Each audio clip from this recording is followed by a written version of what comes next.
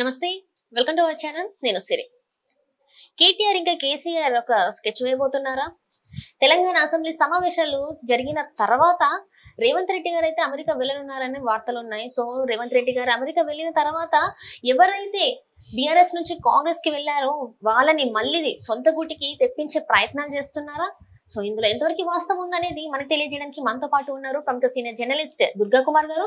నమస్కారం సార్. నమస్కారం మసిరి, మన వీక్షకులు కూడా నమస్కారం సార్. ఇప్పుడు చూస్తుంటే కొంతమంది బీఆర్ఎస్ నేతలు కాంగ్రెస్ లోకి వెళ్ళారు, అయితే అందులో కొంతమంది అంటే మళ్ళీ వెనక్కి రావడం జరుగుతుంది. మళ్ళీ ఆ కాంగ్రెస్ వద్దు, మళ్ళీ మాకు బీఆర్ఎస్ ముద్దు అన్నట్టుగా కొంతమంది నేతలు అయితే బ్యాక్ టు పెవిలియన్ లాగా గర్వాపిసి లాగా వాళ్ళైతే వెనక్కి వెళ్ళిపోయారు.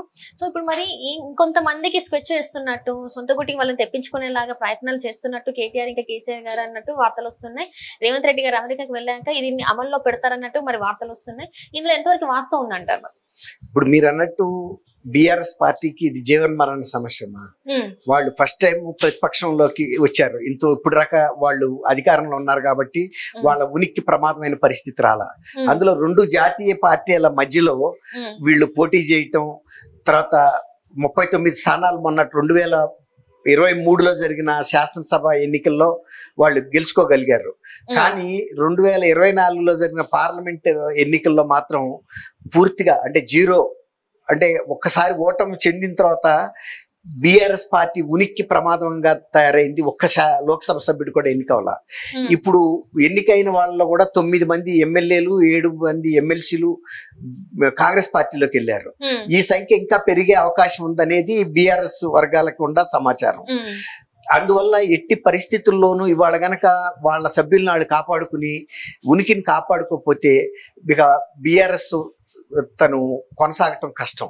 ఎందువల్లంటే రెండు జాతీయ పార్టీల మధ్యలో ఈ ఒక ప్రాంతీయ పార్టీ ఒక ఉద్యమం సమయంలో ఏర్పడింది, ఒక భావోద్వేగాల సమస్య మీద ఏర్పడింది. ఒక్కసారి తెలంగాణ ఏర్పాటు అయిపోయింది, 10 ఏళ్ల పాటు ఆయన ముఖ్యమంత్రిగా ఉన్నాడు. సరే మంచి వచ్చాడో కొన్ని ఆయన విమర్శలు కూడా ఎదుర్కొన్నాడు, ఆయన సరిగ్గా చేయటం లేదు. తర్వాత ఆయన ఇంకొక నిర్ణయం ఏంటంటే అంతకుముందు తెలంగాణ రాష్ట్ర సమితి అనే ఆయన పార్టీని నేను కేవలం తెలంగాణ పరిరక్షణకే పాటుపడతాను, నాకు జాతీయ రాజకీయాలతో అనవసరం అని చెప్పిన వ్యక్తి బీఆర్ఎస్ అని పెట్టిన తర్వాత ప్రజలకు కూడా ఒక అనుమానం వచ్చింది, ఈయన జాతీయ రాజకీయాల్లోకి వెళ్తే తెలంగాణకి న్యాయం జరగదు. కాబట్టి గతంలో కాంగ్రెస్ తెలంగాణ ఇచ్చిన పార్టీగా 2 సార్లు వాళ్ళు చెప్పుకున్న వాళ్ళకి అధికారం చిక్కల. ఒకసారి వీళ్ళకు కూడా అవకాశం ఇద్దాం అనే ఒక దీని మీద ప్రజల్లో కూడా కాంగ్రెస్ పట్ల కూడా సానుభూతి ఉంది. తెచ్చిన పార్టీగా 2 సార్లు టీఆర్ఎస్ ని గెలిపించారు. టీఆర్ఎస్ తన ఉనికిని మర్చిపోయి జాతీయ స్థాయి రాజకీయాలకు వెళ్తాము అనే పరిస్థితికి వచ్చినప్పుడు ఇక కనీసం పార్టీ తెలంగాణ ఇచ్చిన పార్టీగా కాంగ్రెస్ చిరపరిచితమైన పార్టీ ఆంధ్రప్రదేశ్ తెలంగాణలో. ఎందుకంటే అంతకుముందు చాలా ఉమ్మడి రాష్ట్రంలో కాంగ్రెస్ ఎక్కువ కాలం పరిపాలించింది కాబట్టి అంతకుముందు ఈయన పనిచేశాడు, రాజశేఖర రెడ్డి గారు పనిచేశాడు, రోషి గారు పనిచేశాడు, రాష్ట్ర విభజన సమయంలో కిరణ్ కుమార్ రెడ్డి గారు ఉన్నాడు. ఈ 10 ఏళ్ల నుంచి మాత్రం చంద్రశేఖరరావు గారు వచ్చాడు. కాబట్టి రేవంత్ రెడ్డి కూడా బాగా ధైర్యంగా ఢీకొన్నాడు. తర్వాత పార్టీ అధిష్టానం రాహుల్ గాంధీ గాని ప్రియాంక గాంధీ గాని వీళ్ళందరూ సోనియా గాడ బాగా శ్రద్ధ పెట్టారు, సెంటిమెంట్ని ఆళ్ళు రేపారు. మేము కదా ఇచ్చింది, ఈ ఫలితాన్ని కేవలం ఒక కుటుంబం కోసం మేము ఇవ్వలేదు, ఆయన అవినీతికి పాల్పడుతున్నాడు, బంధుప్రీతికి పాల్పడుతున్నాడు, ఆయన కుటుంబం తప్ప మిగిలిన వాళ్ళకి ప్రాధాన్యత లేదు, మేము అందరికీ ఈ ఫలితాలు అందాలన్న ఒక స్లోగన్తో వచ్చారు. జనం కూడా కొంత నమ్మారు. తర్వాత అదే టైంలో మేడిపల్లి డ్యామ్ బ్యారేజీ కుంగటం, కాళేశ్వరం ప్రాజెక్టులో కూడా చాలా అవకతవకలు జరిగినాయి. ఈ అవినీతి అంటే ₹1,00,000 కోట్ల ప్రాజెక్ట్ ఎలా అవటం ఏంటనే ఒక ఇది వచ్చేసింది డౌట్. ఇప్పుడు ఈ రేవంత్ రెడ్డి గారు రేపు అమెరికా వెళ్ళినప్పుడు మళ్ళీ ఈ వీళ్ళందరినీ వెనక్కి తీసుకొచ్చే అంటే మళ్ళీ పునరాకర్ష్. ఇప్పుడు మీరు ఇందాక అన్నారు కదా కాంగ్రెస్ వద్దు బీఆర్ఎస్ ముద్దు అని, ఆ ముద్దు వచ్చే మాటలు చెప్పి వాళ్ళని వెనక్కి తీసుకురావాలని కృష్ణమోహన్ రెడ్డి అని ఇప్పటికే గద్వాలకు చెందిన ఎమ్మెల్యే ఆయన మారాడు. తర్వాత తెల్లం వెంకట్రావు గారిని భద్రాచలం ఎమ్మెల్యే గురించి కూడా వేముల ప్రశాంత్ రెడ్డి రాయబారం జరుగుతుందని తెలుస్తుంది. ఇప్పుడు ఆయన గనక అమెరికా వెళ్ళిన టైంలో మళ్ళీ వాళ్ళని ఏదో ఒక రకంగా ప్రలోభ పెట్టో ఏదో ఒక రకంగా బెదిరించో బామాలో తీసుకురావాలనేది. ఎందుకంటే పార్టీ ఉనికి ప్రమాదం. ఇక ఈ వలస కనుక కంటిన్యూ అయితే ఇంకొక 15 మంది 20 మంది వెళ్ళిపోయారు అనుకోండి, ఇక బీఆర్ఎస్ పని అయిపోయిందని ప్రజల్లో కూడా అభిప్రాయం ఏర్పడుతుంది. మొన్న అసెంబ్లీ ఎలక్షన్ లోనే ఓడిపోయిన తర్వాత మళ్ళీ కొన్ని నెలల తర్వాత జరిగిన ఒక 5-6 నెలల్లో జరిగిన పార్లమెంట్ ఎలక్షన్ లో బీఆర్ఎస్ పని అయిపోయిందని ప్రజల్లో ఒక భావన రాబట్టే కదా మళ్ళీ ఒక్క సీట్ కూడా బీజేపీకి బీఆర్ఎస్ గెలవలేకపోయింది. కాబట్టి వాళ్ళ శక్తి వంచన లేకుండా ప్రయత్నిస్తారమ్మా. రేవంత్ రెడ్డి కూడా తన అమెరికాలో ఉన్న ఇంకోసారి ఉన్న ఆ బందోబస్తు చేసి వెళ్తాడు. మిగిలిన నాయకులు కూడా ఎవరైతే మిగిలినప్పుడు 9 మందిలో ఒక ఆయన వెళ్ళిపోయాడు, 8 మంది ఉన్నారు. ఆ 8 మందిని నిలబెట్టుకునే ప్రయత్నం చేస్తారు తప్ప తిరిగి వెళ్ళిపోయే ప్రయత్నం చేయరు. ఒక్కసారి బుట్టలో పడిపోయిన చేప జాలరి మళ్ళీ నీళ్ళలో పడిపోయే పరిస్థితి తెచ్చుకోడు కదా. ఒకటి జారిపోయింది అప్పుడు వెంటనే మూత పెట్టేస్తారు. ఇక కాంగ్రెస్ వాళ్ళ జాగ్రత్తలో వాళ్ళు ఉంటారు, ఏ రకంగా వాళ్ళని మేనేజ్ చేస్తారనేది తర్వాత అంశం. కాబట్టి బీఆర్ఎస్ ప్రయత్నించినా కూడా ఆ ప్రయత్నాలు సక్సెస్ అవుతాయని నేను అనుకోను.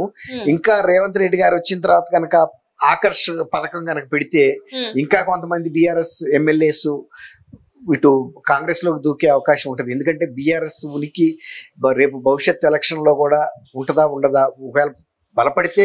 జిహెచ్ఎంసీ ఎన్నికలు అంటున్నారా లేకపోతే జిహెచ్ఎంసీ ఎన్నికలు కదమ్మా, జిహెచ్ఎంసీ ఎన్నికల తర్వాత మాట. నేను సాధారణ ఎన్నికల గురించే మాట్లాడుతున్నా. రేపు రాబోయే ఎన్నికల్లో బీజేపీ ఉనికన్నా ఉంటది, లేదంటే కాంగ్రెస్ ఉంటది తప్ప స్థానిక పార్టీగా బీఆర్ఎస్ ని ఇప్పుడు మొన్న ఎందుకు ఎంపీలుగా గెలిపించలేదు, వీళ్ళు చేయగలిగింది లేదు. తర్వాత వన్స్ ఇక్కడ బీఆర్ఎస్ వీక్ అయిపోయింది. 2 ప్రాంతీయ పార్టీలు రేపు డబుల్ ఇంజిన్ అని చెప్తే ఏంటి, మేము అక్కడ ప్రభుత్వాన్ని ఏర్పాటు చేయగలిగితే కాంగ్రెస్ అన్నా చేయగలుగుతుంది, లేదంటే ఢిల్లీలో బీజేపీ చేస్తుంది. బీఆర్ఎస్ ఒక జాతీయ పార్టీగా ఎదిగే అవకాశం లేదు.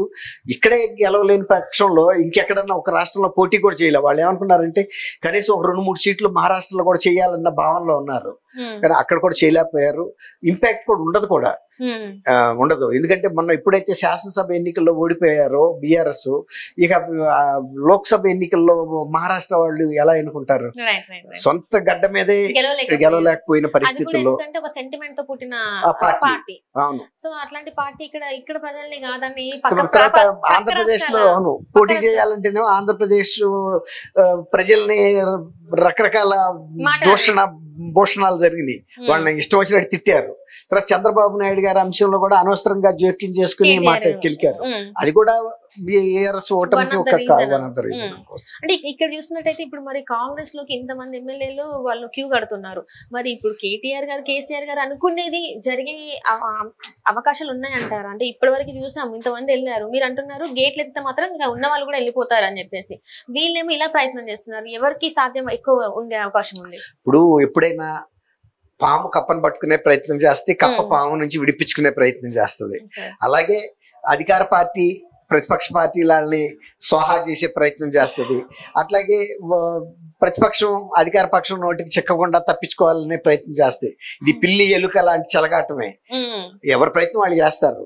కానీ కొన్ని వాస్తవ పరిస్థితులు గ్రౌండ్ రియాలిటీస్ మనం గనక గమనంలో తీసుకుంటే ఎక్కువ అడ్వాంటేజ్ నేషనల్ పార్టీస్ కే ఉండే అవకాశం కనపడుతుంది. అంటే ఇప్పుడు అది అధికారంలో ఉంది కాబట్టి వీళ్ళు ఎవరైతే గెలిచిన నేతలు ఉన్నారో బీఆర్ఎస్ నేతలు వాళ్ళు అటువైపు మొగ్గు చూపుతున్నారు అనుకోవచ్చా?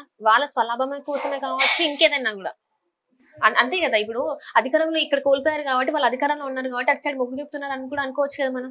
ఖచ్చితంగా ఇప్పుడు ఏ పార్టీ ఎమ్మెల్యే అయినా ప్రతిపక్షంలో ఉంటే అతను ఏం సాధించుకోగలుగుతాడు? నియోజకవర్గాన్ని కూడా పనులు చేయించుకోలేడు. తర్వాత ఏమైనా వ్యవహారాలు బిజినెస్ లో చేయాలన్నా కూడా అధికార పక్షంలో ఉంటే జరుగుతాయి. వీళ్ళు గతంలో బీఆర్ఎస్ కూడా తెలుగుదేశం వాళ్ళని కాంగ్రెస్ వాళ్ళని ఎంత ఆకర్షించి వాళ్ళని పార్టీలో చేర్చుకున్న తర్వాత నియోజకవర్గాలకి నిధులు ఇవ్వటం, అందులోంచి కమిషన్లో కొత్తగా చేరిన ఎమ్మెల్యేస్ కి అందేటట్టు చేయటం, తాయిదాలు ఇవ్వకపోతే ఎవరైనా రారు కదమ్మా. అట్లా కాంగ్రెస్ కూడా అదే ప్రయత్నం చేస్తుంది. వీళ్ళు కూడా తహతహలాడతారు. గతంలో వీళ్ళు కూడా అధికార పార్టీలో ఉండి ఒక అధికారాన్ని ఉపయోగించి డబ్బులు సంపాదించడానికి ప్రయత్నించిన వ్యక్తులే కదా. ఇప్పుడు ఎవరైనా శివాలయంలో ఉండాలని కోరుకోరు. ఎప్పుడు కళకళలాడే వైష్ణవాలయాలే ముద్దు. Right sir, right. Thank you so much sir. Thank you అమ్మ సిరి. మన వీక్షకులు కూడా నమస్కారం.